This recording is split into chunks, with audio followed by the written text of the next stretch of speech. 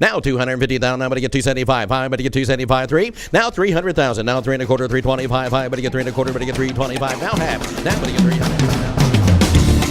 And good morning from Dallas, Texas. And we are at the intersection of the Dallas North Tollway and LBJ Freeway at Lincoln Center, which is also the headquarters for our company, United Real Estate, and various sundry other groups that we have. Today's guest, I'm excited to have on, Victoria Snee. And even though I know things about you, I'm going to ask for the benefit of those that are tuning in. Sure, okay? Absolutely. So why don't you tell me where you grew up? Well, I was actually born in Delaware. So born kind of Yankee, I guess we could say, here in Texas. I don't know if that'll go far, but I'm actually a Yankee at heart. So lived in Delaware, my family, until I was about 10 years old. And when I was in 5th grade, my father at the time was working for the DuPont company and transferred him or offered him a job transfer to Beaumont, Texas. Wow. So my mother, Jersey girl from New Jersey, New Brunswick, New Jersey. My father from Western Pennsylvania, big Steelers fan, living in Delaware, Beaumont, Texas. Wow. So that's culture shock. It was a huge culture shock. It wasn't like coming to Dallas, Texas or Houston. It was now, Beaumont. How old again? I was 10 years old. My sister was 14. She was just a freshman in high school. So left her freshman year in high school and we moved down to Beaumont, Texas. Well, see, we have similar situations. See, I grew up in Gainesville, just north of here. Oh, wow. And on a dairy farm. And then woke up one day and I was landing at Los Angeles International. Oh, well, now that is a huge change. That's a huge change. Wow. So you end up in Beaumont. God bless you. So really, I wasn't even there that long. I mean, it feels like I was there a lifetime, but those formative years, 10 years old, 5th grade through high school. So 10 to 18. So really, it's a long time. Yeah, it was a really long time. So I usually say I'm from Beaumont because 5th grade to high school, those are the key years when you're growing up. So grew up in Beaumont, Texas. It was a wonderful place to grow up. It's a very small town. I think the population hasn't changed much since then, about 120,000 people. 3 high schools, 1 Catholic high school, which is the one I went to, and then 2 public high schools. But a great small town, Texas. Now, and your dad working with DuPont, was yes. he with one of the plants down there? He was, exactly. Yeah. So he was with the plant that they had in Beaumont. Mm-hmm. There's others in what they call, it's the Golden Triangle down there. So it's Beaumont, Port Arthur, Orange. There were other plants in Orange, but he was based in Beaumont. And so we moved down there, and like I said, it was a great place to grow up. Childhood friends. Really, really enjoyed my time there. It was a great place to learn how to drive and just those things that when you're growing up. I think about the driving thing just because I have so many girlfriends now. Their kids are learning. I'm like, you're learning to drive in Dallas? That is so scary to me. It is scary. It is. So it was a really great place to. So which school did you go to down there? I went to Kelly High School. Kelly High School. Yeah. Okay. And of course, everything's different. All those great places that we grew up. I mean, and I was living in Houston, and which for us was the big city. That's where we would drive to shop because there weren't a lot of options. Well, it was a big city, but Beaumont. we didn't really realize how big it was because as you're a kid, I think we got to Houston when I was about 12. The freeways were there. I find that amazing. We had the freeways in Houston. We just didn't have anybody on them. Oh, gosh. Wouldn't that be nice if it was that way today? Now it's the total opposite. Total opposite. But we lived in Northwest Houston. Okay. And the Spring Branch area, Memorial and all that, which was the place to be. Oh, yeah, Memorial. I had so many college friends that lived, grew up in Memorial. But in the last 15 years, 20 years, that area changed so much. At least near the I-10 corridor. It really has. You didn't want to live there anymore. No. But now they're starting to tear the houses down and build little, they're building the little mini Highland Park. Yeah, little mini mansions. And we're gonna get to Highland Park here in a minute. So after high school, you went to SMU. I did, and had no plans to go to SMU, actually. I had the sticker on my car. I was going to UT. That's where I was going to go. I thought for sure this is it. You missed the exit? Good question. My mom said, okay, so you have a graduating class of 115 people. You've gone to small private schools your whole life, and you want to go to UT with 50,000 other people? I think she was a little bit nervous. So during this time that we were in Beaumont, not because my dad moved us to Beaumont, but my parents did get divorced. My father moved back to Delaware, and my mom, of course, didn't want to uproot us again. By that point, we were in 7th grade and junior in high school, my sister. So we stayed in Beaumont. And my father and he felt the same way about the 50,000 people at UT. And so he had actually had a business trip in Dallas. So he had flown down from Delaware, and he said, why don't you just come up here to Dallas and take a look at this SMU campus and just, see what you think. I feel like you're just so dead set on going to UT. All your friends are going there. Maybe you should just check this out too. And I said, okay, I'm happy to do that. I'm not going to go there, but I'm happy to come up and look at it. Sure. I'll make you happy. Oh, yeah. And so flew up to Dallas, walked on the campus with my dad, looked around, and I said, I'm going here. Oh, wow. Did not take much arm twisting at all. Totally changed plans, ripped that sticker off the back of my car, and put the SMU Mustangs, and I was ready to come to Dallas. That is funny. So what was the big differentiator? What made you feel so good about it? That's a great question. It was just a feeling. It's hard to describe, and they say like another home. It was. I walked out on the campus and I looked around. I was very fascinated with the city. It just seemed so cosmopolitan to me and so exciting and so much energy. Very different from the feeling I got when I was in Austin. Much more laid back there. And I just, almost too cool. Right, yeah. And I was like, I don't know if I'm going to fit in here. And I'm not knocking anybody from the University of Texas, but it is almost, and I'm almost wearing that color tie. I was going to say, your tie looks like you belong. Yeah. But it was, that was, even now, it's always kind of felt like just a real casual, lazy, I'll make it to class kind of thing. Exactly. But up here, it really seemed to be more structured, more, and it would actually feel more like a private school. Yes. And of course, SMU. I remember I took some summer classes at SMU back in the mid 70s, and stayed in the dorm and all that stuff. And I just thought this would really be a neat place to go to. I bet they were good in football then too, weren't they? They were, and they were on the verge. They were right on the verge. Because what was funny is I went to North Texas. Mm-hmm. It was a liberal arts school, and kind of like a mini Texas, yeah. Actually. Yeah, very absolutely. Much so. They were all walking around in the days, and I'm not knocking my, I'm not knocking my North Texas friends, the Claw and all that. Yeah.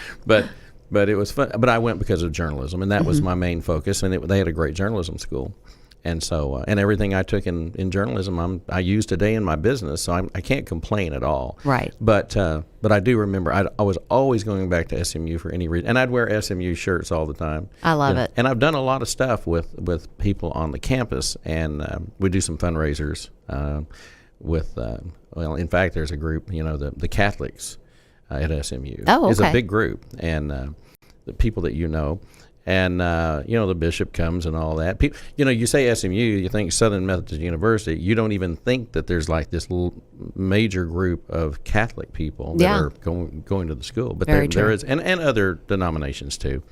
If you want to get a law degree, or you want to pursue some of the really kind of the neater areas of expertise, whether it's fashion or whatever, it's a neat place to go. So so tell me, you get there. Yeah. What was the first thing you did? The first thing I did was I went to my dorm, I dropped my stuff off, and I literally drove about a mile and a half down the road and went straight to Highland Park Village, which comes into play in my life today, 20 whatever years later. But literally, that's exactly what I did. Well, it just goes to show what mattered. Exactly. Well, coming to Dallas, how could I not be so excited, especially coming from Beaumont, to have this amazing retail all around me. I've always been a shopper. I've always been a lover of fashion. That's always just been fun for me.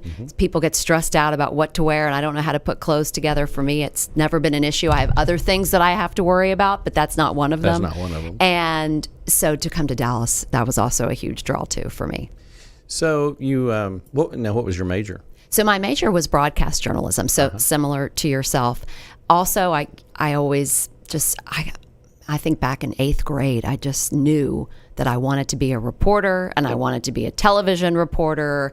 I don't really know why. It was just something that I was just so fascinated with. I always watched the evening news with my dad growing up. Me too. And it was like part of my blood. You're attracted to it? Yeah, I really was. Did you read the newspaper as a kid? I did. Mm-hmm. I read the newspaper. I was the editor of my school newspaper. I was the editor of the yearbook. You were? And worked on the newspaper. Yeah, I think loved it. That's our own little nerd thing. I think so. It really is. I think it is something that's just kind of inherent in you. Well, what happens, and you may, I don't know if you see this, but the fact that, you were the editor of your newspaper, and I was a writer for the newspaper, and I covered when President Ford came to Houston, I had Secret Service clearance, and I got to go to the rallies and stuff. Oh, that's so cool. That was huge. That's so cool. Well, I'm just some kid came off of a dairy farm. Yeah, now they're here. You've got Secret Service clearance. So that was crazy. But so you pursued the broadcasting thing. Tell me about the transition of the things that you've done. Because absolutely. Yeah. I definitely knew I wanted to do broadcast journalism. I wanted to be a television reporter. So when I graduated from SMU, I was lucky enough to land a job at Fox 4 here in Dallas, and actually where I met my husband. And never heard of him. Never heard of that guy. And I was a writer, and I say I was fortunate. My first job at Fox 4, I went and interviewed. They were looking for APs, associate producers. And basically your job is you're writing scripts for the anchors. So Tim Ryan, Lauren Prisbel, they have a team of people that are writing scripts for them. Now, they certainly go in and tweak it and change things to fit their liking. But usually it's these APs that are there that are cranking out these scripts. And my time to arrive at the newsroom was 2 a.m. to 10 a.m. That was my first shift. And I'm 22 years old and just graduating SMU, and I'm thinking to myself, okay, at 2 a.m. is usually when I'm leaving the Green Elephant bar near the SMU campus. Now I'm going into work at 2 a.m. How is this going to happen? You're going straight. Straight from the Green Elephant, which I think is closed now. Straight from the Green Elephant to my job. No, I did change my schedule, Mike, but thank you. Yeah. So that was my first kind of foray into working in a newsroom, but finally was able to, you got to get, that first job. And so was able to get a reporting job at the NBC affiliate in Wichita Falls, Texas. Where I was born. Were you born in Wichita Falls? Yeah, nothing good comes out of Wichita Falls. Oh, man. I mean, oh, wow, Mike. My first, knowing how much I love fashion. You didn't have to be that great. I really didn't. I just had to have something for my resume. But as you know how much I love fashion, they didn't even have a Gap. Of course. I could not. I was like, how does there not a Gap? I thought there was a Gap in every town in the country. I could not believe it. You want to hear something funny? So when I was a little kid in the 60s, early 60s, my grandparents wouldn't drive to Dallas or Fort Worth to shop. They would drive to Wichita Falls. And they would go to places like McClurkin's and what was it, the Hub. There was about 3 or 4 main places they had to go. Now, it was a booming little town in the 60s. It was a booming town before the tornadoes. And, the tornadoes. And, and the locusts and all that. Oh, my gosh. I mean, that town, was... What's hilarious is you talk about, your first experience was the 2 o'clock in the morning thing. My first deal was a 500-watt AM dusk to dawn in Bowie. I used to drive through Bowie. At KBAN radio. Yes. And I'm the only one there. I'm going in and you're turning on the station. We're turning on the station.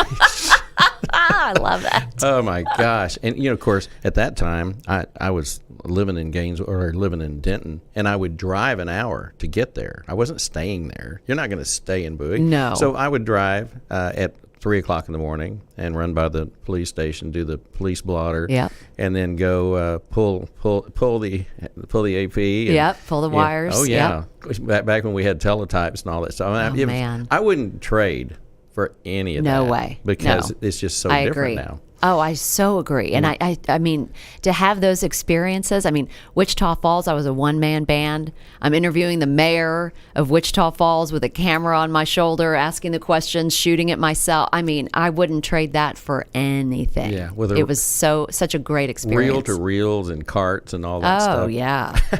Oh, gosh, carts. There's people that can't even relate to what we're talking about. No, they think CDs are archaic. That's I'm right. like, please, that was like, somebody what? gave me a CD the other day, and we ran into each other at Three Forks the other day. And but anyway, there was a young lady there that's a performing artist, and she's into country. And in fact, she's in Nashville. She did a showcase Monday. But she handed me a CD, and she goes, "You do have a CD player, don't you?" And I said, "I'm sure I can find one somewhere. I don't know where it would be." But when I left Bowie, I went over to Gainesville.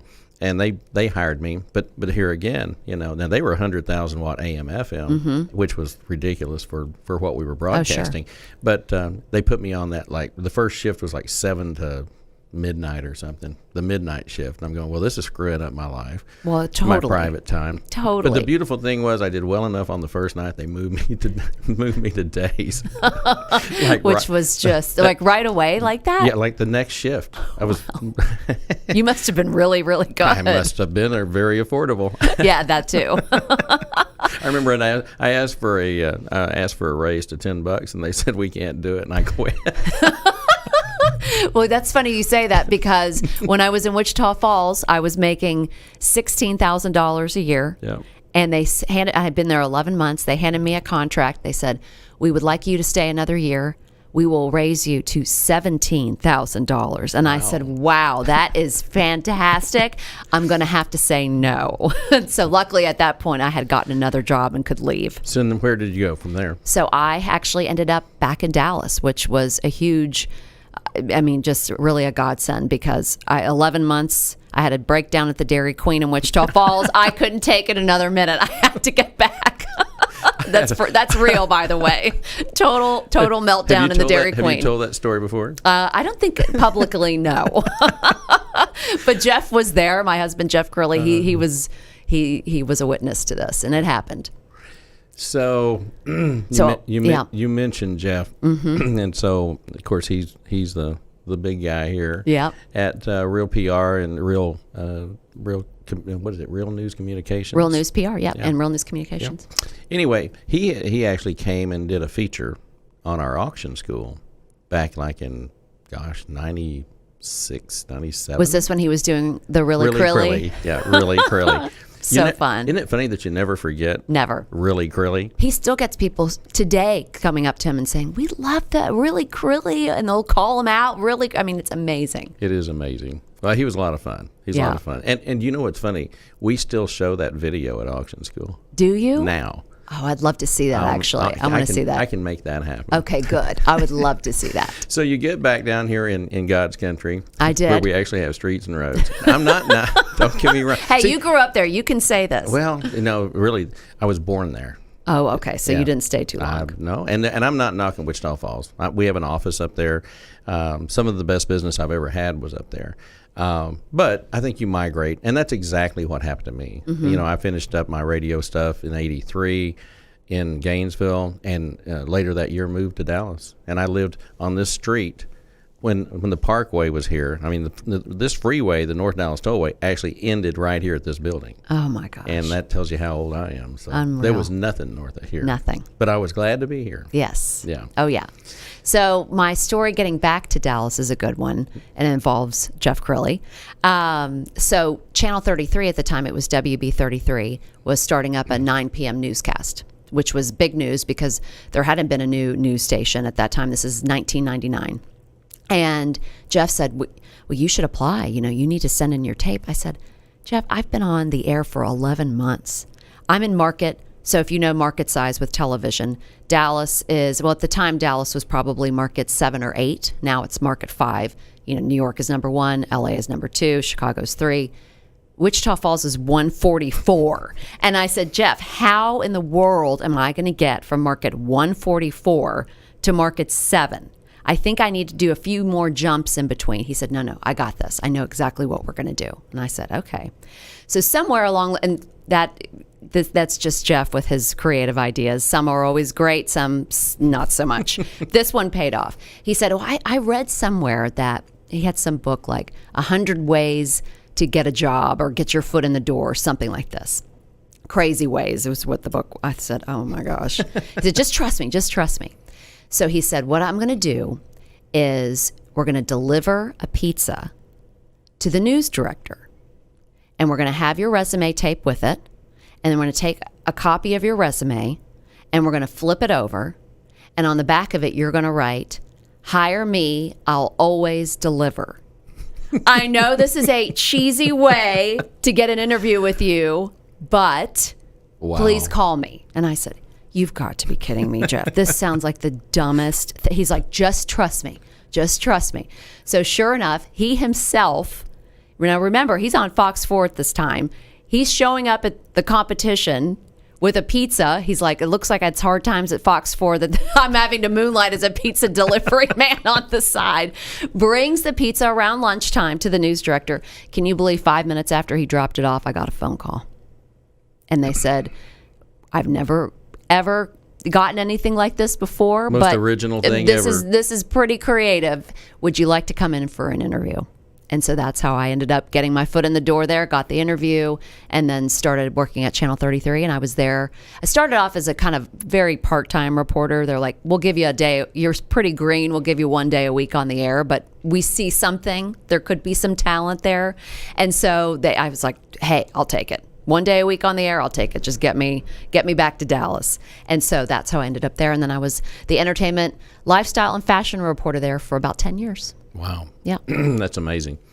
So fast forward 10 years later, then what happens? So was there, at Channel 33 for 10 years. During that time, the last probably year and a half I was there, I had been around kind of along the way. I had been doing radio. I'd be a guest on certain shows. People would have me on, and really, really enjoyed radio. And my last year and a half at the TV station, I was offered a chance to do morning radio on Mix 102.9. Mm-hmm. So I was I'd kind of joked that I was like the female Ryan Seacrest of Dallas, but I literally had 2 full-time jobs. I was doing morning drive, so I was getting up at 3:30 in the morning, going to the radio station, getting on the air at 5 a.m. to 9 a.m., getting off the air. Thank goodness it was radio, so no one had to look good. I was in a ponytail and workout clothes, would run home, shower, get dressed, and then go to the TV station. And then would work a full shift as a TV reporter. And then show up wherever you needed to be. And go exactly in coordination with all the other stuff you were doing. Exactly. And at the time I was doing entertainment. So I was traveling 3 months or 3 weekends out of the month doing celebrity interviews. So flying to LA, flying to New York. I literally there was a stretch of time where I think it was like 2 months I didn't have a day off. It was crazy. You were living the dream. I was living the dream, but exhausted. I mean, I remember just being happy just to sit, so I could just sit and not move. My whole body ached. I mean, it was crazy. But, when you get those kind of opportunities, you don't say no. You think, okay, I'll figure it out later. You take the opportunity, you figure out the details like sleep later on. Yep. So did that for about a year and a half and just decided this was way too much. And honestly, at the time, I knew one or the other had to give. And with radio, it was more lucrative. Honestly, I was making more money doing radio. So I kind of said, you know what, I'm going to transition and just do radio full time. So left Channel 33 and started doing full time, just doing one full time job at Mix 102.9 and was there through 2011. So did that about 5 years. I was doing morning drive radio, which is a blast. So much fun. Sure. Well, you're a stayer. Because a lot, as you well know, in this business, in radio, and it's just people jump and jump and jump and jump. Mm-hmm. First chance they get to go work with somebody else they like a little better, or the money's $1 more, or whatever. Right. Yeah. So I like to stay. I like longevity, and I was having a great time. But then I was pretty much in my mid-30s at that point, and I just said, I looked at the clock and I said, I've worked every single time on this clock. I mean, I have worked so many crazy hours. I've never had, not that there is a, quote unquote 9-to-5 job anymore, but I've never worked normal hours. I mean, it's always crazy nights, weekends, holidays, mornings, whatever, overnights, whatever it was. And so I just, in that time too, Jeff also was like, hey, if you don't have to get up at 3 o'clock in the morning, I'm all for that too. And so I thought I started kind of transitioning out of broadcasting, and I just said, what can I do that I would really be passionate about, which is fashion, always, it always has been. And what are my skills? Well, broadcasting, I mean, that's what I know. And so I actually approached North Park Center, and I said, you know, one thing I've always noticed about The Nasher family. the Nasher family. Yep. One thing I've always noticed, and at the time, you know, I was doing a lot of feature stories, so I was, you know, very in contact with the communications and PR team at North Park. So I worked with them a lot. And I said, one thing I've noticed is you all don't have like a dedicated spokesperson for this center, for all the fashion and all the events and everything that you have going on. So I literally put together an email and a proposal, and I sent it to them. Created a position. I created a position that did not exist. And I said, what's the worst that's going to happen? They say no. Who cares? Especially when you come out of, you know, working in media, how many doors get closed in your face before you get that first job? A ton. So I thought, well, if they don't like the idea, then they don't like the idea. Maybe I'll pitch it to someone else. Well, sure enough, they said, actually, we've discussed this and we think it's a great idea. And yeah, we think it should be you. And so that's how I transitioned out of media and went into PR marketing. When was that? When was North Park built? So North Park, so that was 2011. And I was freelancing. I was their fashion spokesperson. Then their director of PR decided to leave and took another position elsewhere in the hotel business. And they said, "Oh, do you know anyone that might be interested in our director of PR position?" And I said, "Yeah, me. I want it." So I got the interview with the Nasher family and interviewed for that position and got that job and started, you know, as their PR director, and did that for a few years. And then they promoted me to director of marketing and PR. And so I was there for about 5 years. That was a 5-year stint. Another 5 year. That's kind of my magic number. Although this latest change will be a 3-year stint. Yeah, we noticed. But so went from there and then was absolutely loving. I mean, it was a fantastic experience. I mean, you know, one of the top shopping centers in the world. Iconic. Truly. It really is. I mean, with the art and such a fantastic place to work and learn. And people. And great people, family owned. I mean, so much history, really Dallas history. It's unbelievable. So many great stories. But then, you know, my husband and I, Jeff and I, had been living in Plano since 2002. The commute was getting worse and worse, and, you know, it was just getting a little bit harder. And I was noticing up the tollway, there was all of kind of this growth going on in Plano. There was this whole new shopping center that they were talking about called Legacy West, and Toyota was coming. They're moving their North American headquarters from California to Plano, and there was just so much activity. And I thought, wow, it really feels like the growth is moving north, and I'm kind of in the middle of it. Yep. I wonder what's going on up there. So I started kind of investigating what's the situation with Legacy West. Reporter skills, and started, you know, found some connections, and then again, did kind of what I did at North Park. I said, do you all have a director of marketing? If you don't, I think you need one, and I think it should be me. And here's my resume. Here's my pizza. Here's my pizza. And what's, again, the worst that can happen? That's what I always tell people. Who cares if you get a no? It doesn't matter. You keep trying. Yep. And so that, you know, luckily worked out. And, for the first time, I had zero commute. I live 5 minutes from Legacy West. So it was, and honestly, Mike, for me to go from, you know, I joke about it, but I went from a 50-year-plus institution to dirt. There was nothing. Nothing out there. Nothing. No. It was dirt. Yep. It was I watched them unbelievable. from the ground up. Yeah. You know, I lived in Frisco from 92 until 2001, and there was nothing out there. When I moved to Frisco in 92, there was not a restaurant on Preston Road. I was going to say, did Preston even go that far at that point? Well, Preston was really the only way you could get to Frisco. Okay, yeah, because the tollway wasn't there. Mm-hmm. So you either had to go up the Colony, the Farm to Market Road, or you had to go up Preston Road. And but I mean, it was crazy. You know, that was back at a time. People joke about it, but there was one business on 121 from 121 up to Main Street, and that was April's Tub Club. What was April's Tub Club? I'll let your imagination. Wow. Yeah. So many things. Really. That was just out in the middle of nowhere, and that's why April's Tub Club was there. There you go. And but then they built what was it? The Hacienda. Oh, La Hacienda. La Hacienda. That restaurant. That was the first real restaurant. Oh, really? That was built out there. Okay. And then it was right across from the Tub Club. Then the Tub Club went away, and a real estate office was built. But it was fascinating because during the 10 year, right at 10 years that I was there, the whole face changed. I mean, it is remarkable, and phenomenal. It really is. It truly is. And the developer I work for currently, he's now involved in the project that they're doing at 380 in the tollway with the PGA, just south of Prosper, Frisco. I mean, it just keeps going. It's unbelievable what's happening. Well, it's the leadership in Frisco, and I've known the mayors, the last 3 mayors, and maybe 4, I don't know, but fortunately they had the foresight. Yeah, it's all about planning. Oh, for sure. And the way this thing went, from what I understand, because I was actually on the committee that approved the street signs and the lights and stuff back when they were coming up with that development plan.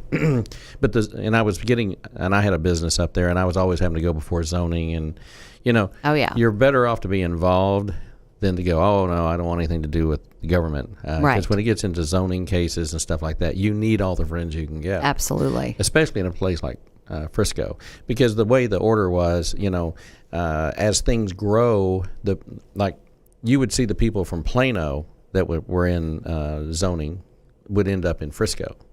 Really? Oh, yeah. Okay. It's kind of a natural progression because they get bored. They're ready to do something new. Sure. Now, here's a whole new town that they can affect. Yeah. So I'm sure they're out in Prosper and Ponder and all those places. Yeah. Anyway, so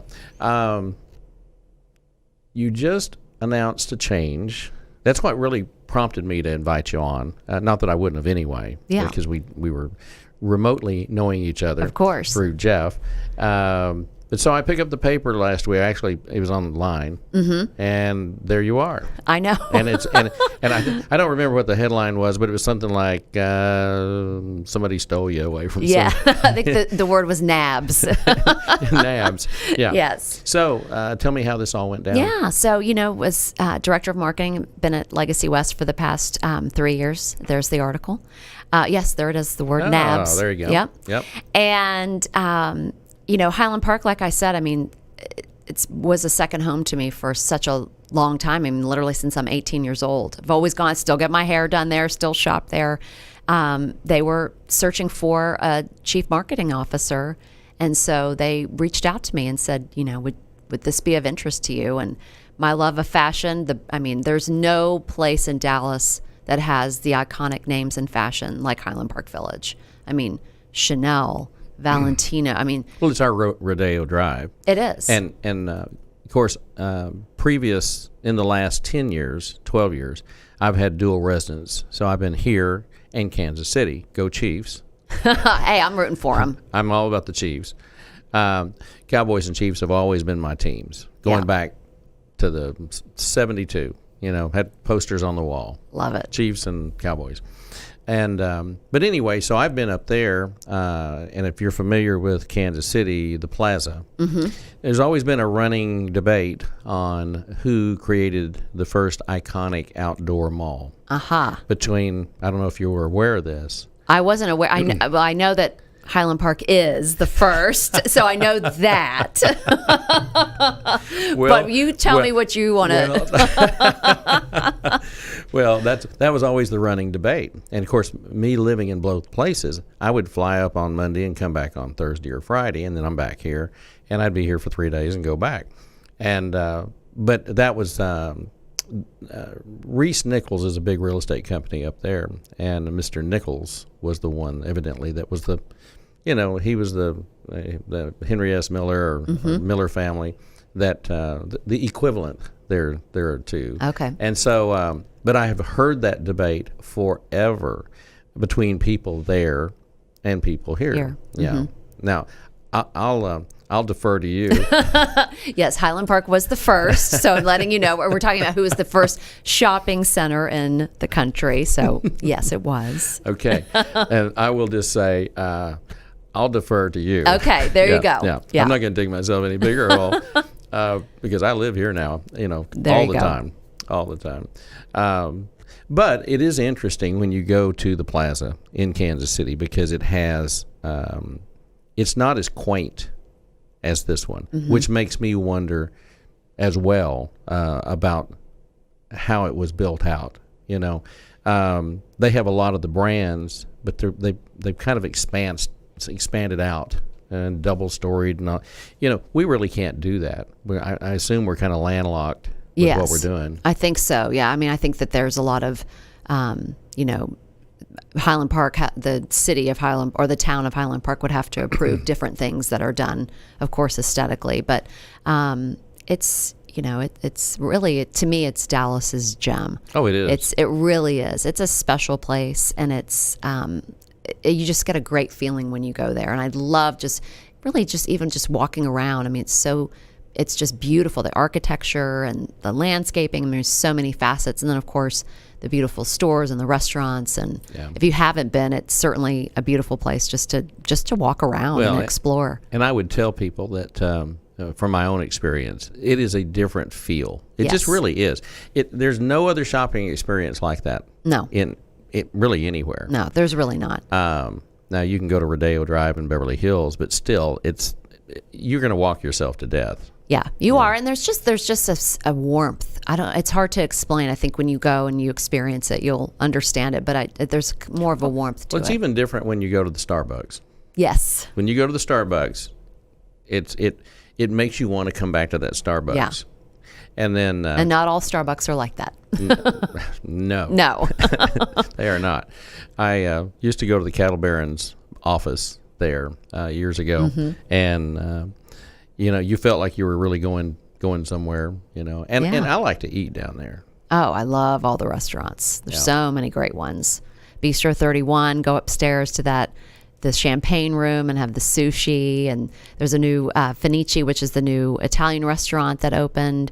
Honor Bar, there's always such great places. Bird Bakery is a great place for like a quick lunch, and sweets, and it's a great place. So I'm excited to be joining their team. I start on the 21st actually, so I'll start on Monday the 21st. So I'm just around the really corner. Thrilled. Yep. I'm real thrilled. So what will your duties be? So I will be heading up their marketing and public relations, so overseeing all of that. So everything from digital media to social media to tourism efforts, events, PR, media, communications, all of those things. And certainly the fun part for me always is the tenant interaction. I love working with the stores and the store managers. And it's fun because many of the store managers are, they kind of flip-flop between North Park and Highland Park Village. So a lot of them I worked with at North Park, and now they're at Highland Park Village. So I always love that interaction with the tenants, which is really, really fun.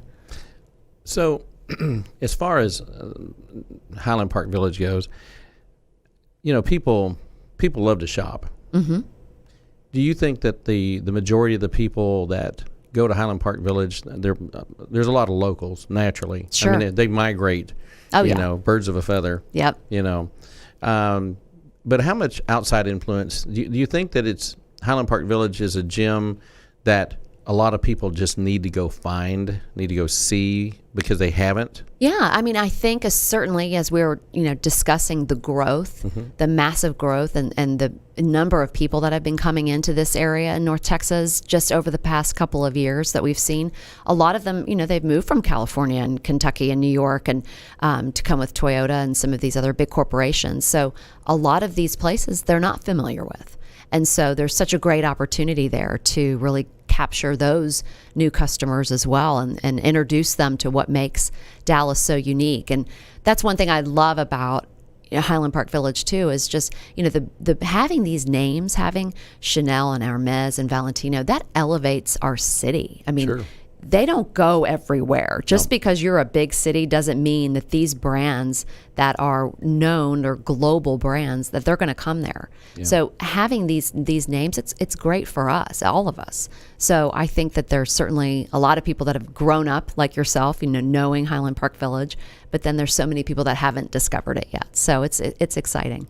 Well, I'm excited for you, and Thank you. it's going to be fun. I think it's going to be a lot of fun, and I hope you'll come visit. I promise I will. Okay, good. Yes. We'll have lunch at Honor Bar. I'm not afraid. Don't be afraid. Well, you've come a long way. I have. I have. From the small town girl in Beaumont, I'll tell you. All the way to the loveliness of Wichita Falls. That's right. And I've then- been through it all. I really feel like sometimes I have. The unsinkable Molly Brown right here, ladies and gentlemen. Well, Thank you for having me on. I'm So very this pleased has to been have you on. great. Victoria Snee, we wish you the very best. Thank you so much for being on the show. Thank and I you. can't wait to come down and see you. And I'll definitely take you up on lunch and tell all the folks at Highland Park Village we look forward to seeing them. And we highly encourage anyone within the sound of my voice, even if you don't live here, because we have people literally in South Africa that'll see this and end up over here. Fantastic. So I would say that make it a destination for you, just like Beverly Hills or anywhere in New York City. If you come to Dallas, Texas, it's an easy place to get to. We're centrally located, and there's not going to be a greater shopping experience than you'll ever have than at Highland Park Village. So, Victoria, thank you very much. Thank you, Mike. Appreciate Thank it. you very much. We'll see you next time. On behalf of everyone here at the Mike McGavel Jones Show at the corner of the North Dallas Tollway and 635 at the Lincoln Center, thanks for being with us, and we'll see you next time. God bless.